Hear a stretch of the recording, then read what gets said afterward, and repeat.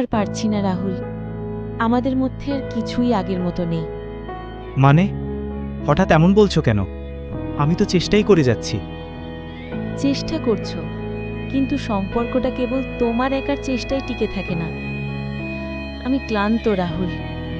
প্রথম কয়েকদিন ঘুম আসতো না, ফোনের দিকে তাকিয়ে থাকতাম যদি একটা মেসেজ আসে, কিন্তু না, কিছুই না।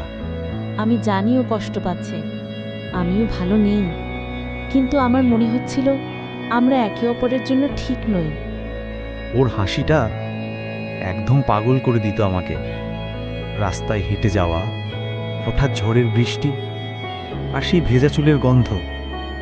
ওর ভালোবাসার শক্তি ছিল, কিন্তু আমি নিজেকে হারিয়ে ফেলছিলাম ধীরে ধীরে, নিজের স্বপ্নগুলো, নিজের পরিচয়। আমি বুঝলাম ওর ভালোবাসা হারিয়েছি ঠিকই, কিন্তু আমি নিজেকে আবার গড়ে তুলতে পারি।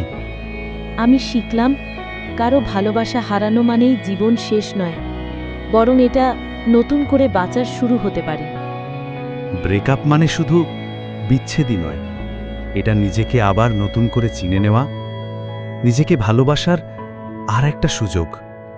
ভালোবাসা কখনো হারায় না, সেটা রূপ বদলায়।